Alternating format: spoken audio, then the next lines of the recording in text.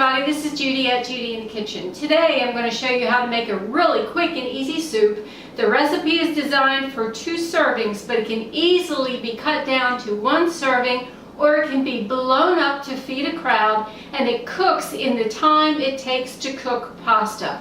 Really easy and fast. Alright, we're at the stove and I've got a medium-sized pot here. The stove has not been turned on yet. Okay, so we don't need to turn it on quite yet, but we will. I have 4 cups of vegetable broth here. That's homemade vegetable broth that I like to make. And to that, I am adding 2 cups of frozen vegetables. You can see these are frozen. It is a California blend, and usually I don't even bother taking time to cut the vegetables up. This batch was a little on the large side, so I did chop them up just a little bit. And then I have half a cup of frozen corn. You know, the vegetables don't have to be frozen, and you can use whatever blend of vegetables you want. Mixed vegetables would work. Just really whatever vegetables you want to put in there. I like it with the California blend, but I would also like it with mixed vegetables or green beans and carrots or something like that. Now I have 1 cup of frozen cooked beans. You could use canned beans, 1 can of beans of your choice. If you want meat in the soup, you could use meat in place of the beans, and I would use 1 cup of chopped up cooked meat, leftover like chicken or turkey or ground beef that's already been browned and cooked and drained, and then you can put that in there in place of the beans, but I choose the beans.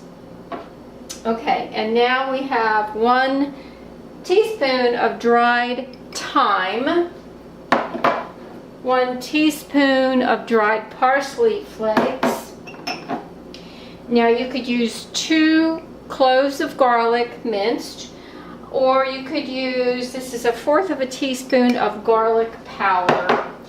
And then you could use 1/3 cup of fresh chopped onion, or a tablespoon of dried minced onion, which is what this is, or a teaspoon of onion powder, whatever you've got on hand. Now I'm adding 1/2 of a teaspoon of sea salt. Whoops, it's sticking. 1/2 a teaspoon of sea salt. The salt is really to taste. I know, since I make this vegetable broth, I know pretty much how much salt I would want in there. And then this is 1/8 of a teaspoon of black pepper, and again, that's to taste. And this is about 1/8 of a teaspoon, or a good pinch, of hot pepper flakes. Again, if you want more heat in it, you can put more heat in there. Now I'm going to turn the stove onto high. Stir this a little bit and bring it to a boil. And then as soon as it comes to a boil, I'm going to add 1/2 cup, which is what I've got right here, of Rotini pasta. And when the pasta is tender, the soup is ready to be served. It's that easy. So I'm going to cover it up, bring this to a boil, be back with you as soon as it boils. All right, as you can see, this soup is boiling. So I'm going to go ahead and add my little 1/2 cup of Rotini pasta. I'm going to set my timer for 10 minutes. This pasta takes roughly 10 minutes. So yours might take a different amount of time. It just depends on the type of pasta you're using. Now I'm going to turn the burner down. I had it on high. I'm going to turn it down to a medium.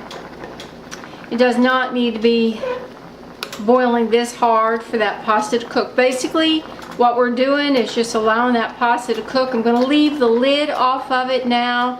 Just stir it here and there, and when the pasta is as tender as I want it to be, this soup is going to be ready to eat, and it will make right at 2 servings. Alright, the pasta is where I want it to be. It's as tender as I like it. So I'm going to plate this up and I'll show you it really does make 2 servings. This is every bit of the soup that was in that pot, so it makes 2 meal-sized servings of soup. If you wanted the soup for appetizer, of course it would make more.